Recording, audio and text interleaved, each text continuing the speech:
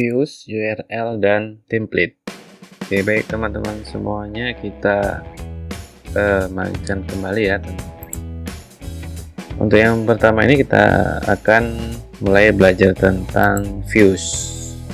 Nah, views di Django itu merupakan bagian yang penting ya dari sebuah struktur MVT. Nah, views ini merupakan interface ya, atau antarmuka yang dilihat di browser saat merender suatu halaman web. Nah, menurut dokumentasi Django yang ada di website resmi Django Project, views ini suatu fungsi Python yang menerima web request dan juga return web response. Dan responsnya itu bisa berupa konten HTML atau dokumen HTML dari halaman web ya, bisa juga pengalihan atau redirect, atau bisa juga berupa error 404 berupa gambar, dan juga dokumen XML atau apa saja yang bisa ditampilkan pada browser. Nah, Django itu sendiri punya dua macam views. Yang pertama itu ada function based view. Penulisannya itu menggunakan fungsi Python untuk menerima objek HTTP request, argumen, dan juga mereturn HTTP response. Contohnya seperti ini cara penulisan function based view nya di Django. Kemudian ada class based view. Nah, class based view ini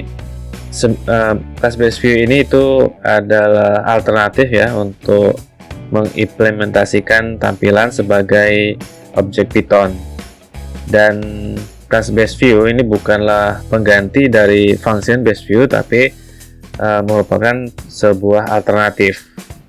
Nah, jadi di antara keduanya, antara function based view dan juga class based view, itu punya keunggulannya masing-masing.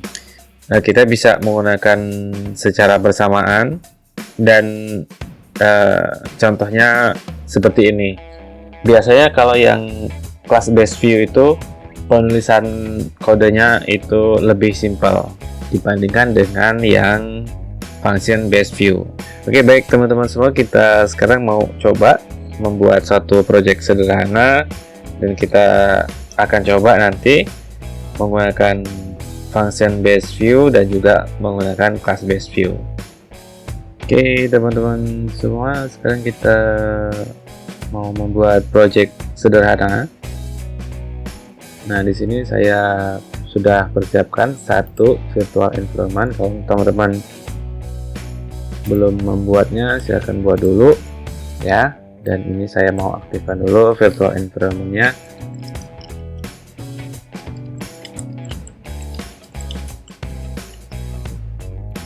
Dan di sini juga saya sudah punya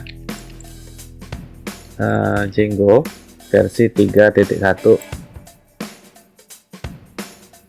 Nah, karena kita sudah punya Django 3.1, sekarang kita langsung saja membuat project. Caranya tentu dengan Django admin gitu, start project, spasi nama projectnya. Sekarang saya mau kasih nama projectnya ini my project, itu aja ya.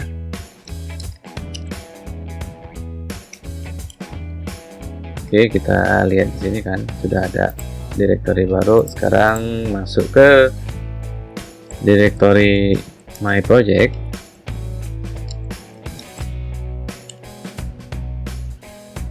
Nah, di sini ada file manage.py dan ada project directory yang bernama my project. Berikutnya saya mau buat satu app Django admin, start app, saya kasih nama blog gitu. Oke, sudah selesai ya. Ini membuat project dan app-nya, ini blog, ini my project, project kita, ini nama app kita. Sekarang saya mau buka kode editornya dulu. Saya pakai Visual Studio Code. Oke, saya sudah masuk ke project yang barusan dibuat. Nah, ini saya sekarang ke my project. Saya menuju file settings.py, dan di install app ini saya mau menambahkan app-nya yang bernama blog tadi yang barusan dibuat. Kemudian biasanya kalau di Django 31 ini saya tambahkan ini, import OS. Selanjutnya di template, ya, di template ini di bagian dirs saya buat seperti ini, os.pet.join dalam kurung -dir, kutip template gitu.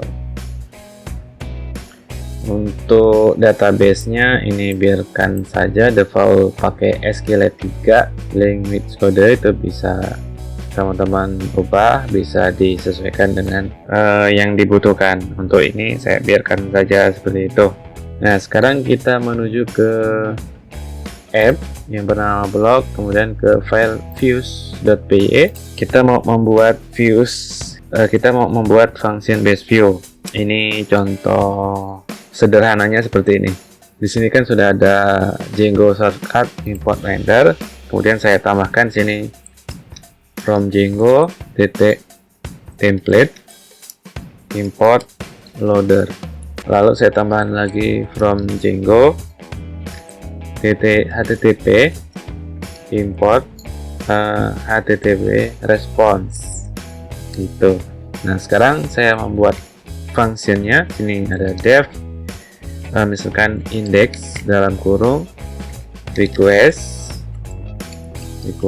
gitu .2. Nah, untuk di function base view kita mau punya argumen request, ini harus digunakan setiap waktu, setiap kita membuat fungsi di sini. Nah, terus di sini kita menggunakan template gitu, keyword template. Di sini ada loader get template dalam kurung, kita isikan di sini nama file template-nya. Di sini misalkan index.html gitu. Sekarang kan ini kosong ya, kita tidak pakai model, kita tidak pakai database. Nah, untuk menambahkan sesuatu yang statis, misalkan teks gitu, di sini kita buat sebuah konteks dengan menggunakan dictionary. Nah, misalkan sini saya kasih title gitu, ini .2, kutip lagi belajar Django, koma ya. Kemudian sini ada saya buat konten body itu .2, kutip ini adalah Django bagian keempat, cara menggunakan function base view gitu. Oke, kasih koma di situ. Kemudian sini ada return http response. Di sini ada template render dalam kurung konteks ya, koma request gitu. Oke, untuk bisa diakses ya dari browser. Nah, di sini kita tambahkan satu file yang bernama urls.py. File urls.py ini kan masih kosong. Kita import dulu from Django urls import pet. Di sini bisa kita tambahkan dengan app name sama dengan blog. Oke, di sini kasih URL patternnya sama dengan kurung kotak gitu, pet dalam kurung kasih tanda kutip, kemudian koma. Oh ya, ada yang ketinggalan satu di sini, from views import apa tadi, index ya gitu. Kemudian di sini ada index gitu, koma name sama dengan kutip beranda misalkan. Setelah kita menambahkan url.py, di sini kan di my project ini ada urls.py juga ya. Jadi kita di sini import URL-nya juga ya, biar bisa mengarahkan ke app yang bernama blog itu. Dan di from Django URL import pet, sini kita tambahkan dengan include. Oke, langsung saja pet itu ini boleh dikosongkan, koma. include dalam kurung nama app-nya blog file urls.py. Oke, setelah itu kita ke terminal lagi untuk menjalankan servernya. Di sini saya perintahnya python manage.py run server. Oke, sebenarnya tidak ada error kalau tulisan yang merah ini karena belum migrate kita. Jadi ada 18 yang belum diaplikasikan. Karena kita tidak menggunakan database maka tidak apa-apa tidak migrate maksudnya. Sekarang saya buka browser dulu ya. Oke, ini browser saya sudah siap, saya buka di sini aja deh, di incognito, di mode. Nah, kita langsung ke alamat yang dituju ini tadi, 127.0.0.1.2.8000. Langsung ke situ. Nah, di sini katanya error template does not exist, yang namanya index HTML tadi. Ya, benar saja karena kita tadi belum membuat template-nya. Namanya template HTML ya. Kita kan sudah buat di sini tadi. Yang di views. Nah, ini yang template ini. Kita kasih nama index HTML dan si Django ini tadi mencari file index HTML ini ternyata tidak ditemukan. Makanya muncul error seperti ini. Sekarang kita buat dulu template-nya. Pertama kita ke file manager. Di sini satu directory dengan app dan juga ini project directory. Kita buat directory-nya, kasih nama template. Ada S-nya. Oke, template. Kemudian di sini kita buat file index.html. Nah, sekarang kalau sudah kita buat file index.html, kita coba di refresh. Kalau teman-teman mau buat file HTML-nya di mana, di sini kan ada nih keterangannya, my project, template, gitu kan. Oke, sekarang coba di refresh dulu. Nah, ini berarti dia sudah menemukan template-nya. Tampilannya kosong karena memang filenya belum kita isi apa-apa. Kita buka di sini kan sudah ada file index HTML-nya. Sekarang kita isi file HTML ini ya. Sekarang kita isi file HTML-nya ini dengan ini. Sesuai dengan yang konteks yang ada di sini. Langsung saja kita buat. Ini kan ada title dan content body. Sekarang kita buat di sini. Kurung awal 2 kali title gitu. Kemudian di sini misalkan saya buat ini, saya kasih H1 aja. H1 title, tutup. Kemudian di sini saya kasih P. P-nya itu tadi content body ya. Kita ambil yang ini key-nya. Nah, untuk value nanti kita lihat di browser. Apa benar seperti itu cara penulisannya ya. Dan sebenarnya kita sudah bisa menampilkan dengan function base view. Caranya mudah seperti itu. Nah, untuk menambahkan konten di sini ya, untuk menambahkan isi atau menambahkan teksnya itu bisa kita buat lagi konteksnya di sini. Misalkan di sini ada tambahan gitu ya. Titik 2 kutip. Ini adalah teks baru. Oke. Nah, teks baru ini yang tambahan ini itu tidak secara otomatis tampil di sini, tidak ada. Nah, supaya dia bisa ditampilkan juga di situ, berarti di index HTML ini kita tambahkan lagi. Misalkan saya pakai P lagi, jadi sesuaikan tambah di sini dengan tambahan,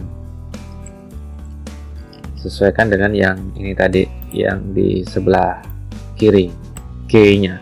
Oke, sekarang kita refresh. Ini ada teks baru yang barusan kita tambahkan tadi. Nah, ini untuk function base view. Nanti untuk function base view, cara menggunakan database akan kita pelajari selanjutnya ya, di video yang lain akan saya buat juga. Nah, ini function base view. Sekarang kita buat yang class base view. Nah, untuk class base view ini saya kasih keterangan ya, function base view. Nah, sekarang kita buat di sini di bawahnya class base view. Kita bisa menggunakan yang namanya class base view ini di satu file views.py itu boleh, bisa. Jadi disesuaikan nanti mau pakai yang lebih mudah, lebih simpel yang mana. Nah, function base view ini lebih mudah ya dipelajarinya, tapi untuk beberapa hal itu class base view menggunakan kode yang sedikit. Jadi kalau dibandingkan antara function base view dan class base view itu kodenya lebih sederhana. Nah, untuk class base view sendiri itu secara default Django itu punya banyak kelas ya yang bisa mewakili banyak fungsi. Nah, yang fungsi ini mungkin dibutuhkan dalam pengembangan proyek, termasuk di situ ada render template, instance database untuk menampilkan instance tertentu, membuat dan mengubah instance dan juga yang lainnya. Dan ini juga bisa untuk menangani kesalahan 404. Nah, yang semuanya itu sudah ada default dari framework Django ini. Nah, di sini kita perlu menggunakan satu saja dan itu sudah selesai. Dan di kelas ini juga kita bisa untuk mereplace ya atau menulis ulang kode kelas sesuai dengan perilaku yang kita butuhkan. Nah, mungkin sedikit lebih kompleks itu. Nah, sekarang kita akan membuatnya menggunakan views generic dari Django. Kita pakai di sini template view. Jadi dari sini kita import from Django views generic base, import template view. Kemudian kita buat kelas, misalkan home dalam kurung. Nah, dalam kurungnya itu kita menginherit dari template view titik 2. Nah, di sini kita panggil file HTML-nya template name sama dengan nama file HTML-nya apa. Oke, kita buat sini samakan dengan nama kelasnya home.html. Ini nggak harus sama dengan nama kelas ini sih, cuman biar enak saja kita menandainya. Oke ya, sudah kita buat di sini. Kemudian di URL py yang ada di blog itu kita buat pet dalam kurung titik 2, kita kasih home garis miring gitu. Oh ya, sini lupa lagi. Sini kita import home.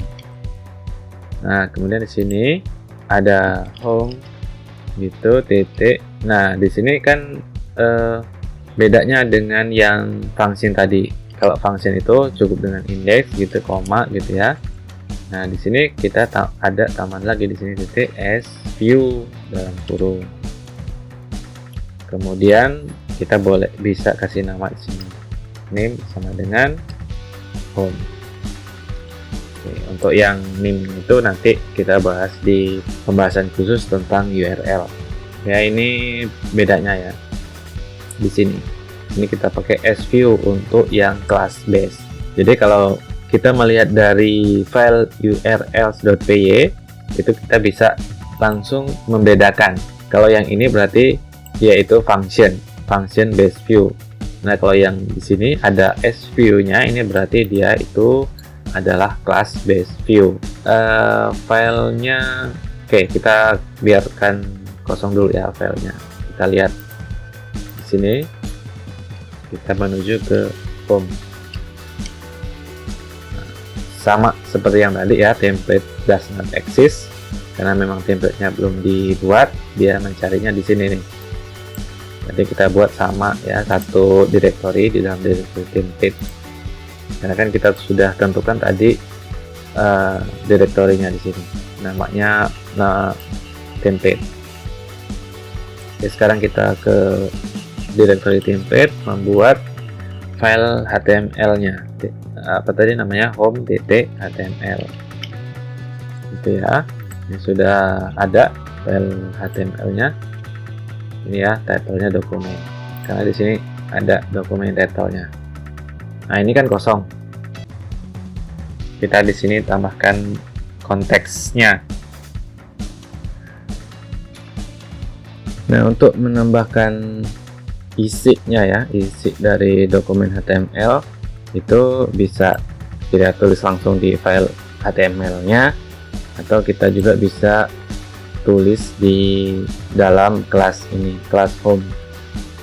Kalau membuat isi di file HTML-nya ini tentu saja semua sudah bisa ya, tinggal nambahkan P atau tag HTML yang lainnya. Nah, sekarang kalau di kelas itu berbeda dari yang di function tadi. Untuk di kelas kita menambahkan satu function dengan get context data. Itu dalam kurung self, bintang-bintang kw als titik 2. Nah, di sini kita buat konteks itu sama dengan super dalam kurung get context data bintang-bintang kw als. Nah, sekarang kita masukkan konteksnya.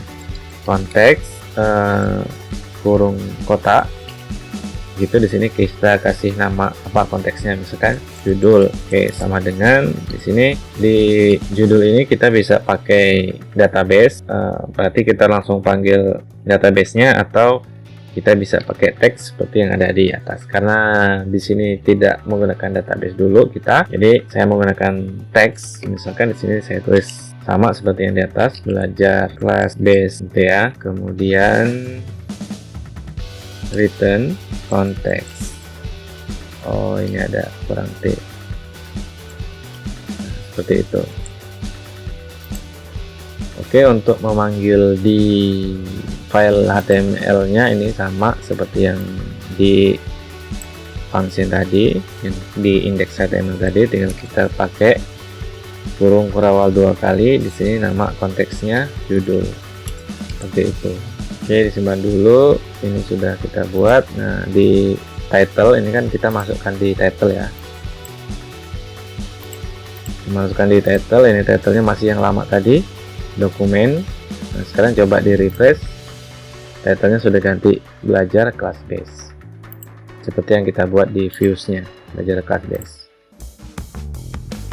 Oke, gimana kalau untuk menambahkan konteksnya? Coba saya buat seperti ini, apakah bisa? Tag dan kurung di sini misal tulisan.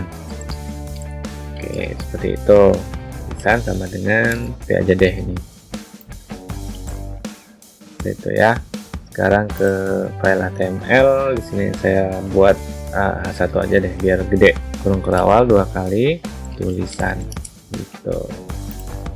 Sekarang di refresh. Nah, ini dia, keluarlah tulis isi teksnya. Jadi seperti ya teman-teman semuanya. Oke, untuk yang ini sampai di sini dulu. Selanjutnya nanti kita akan belajar cara menggunakan template di Django. Mungkin kita akan coba pakai Bootstrap. Kan banyak tuh template yang free, yang template yang gratis yang bisa kita langsung gunakan. Nanti kita edit sedikit agar sesuai dengan struktur yang ada di Django. Oke, sampai ketemu lagi di video Django yang selanjutnya.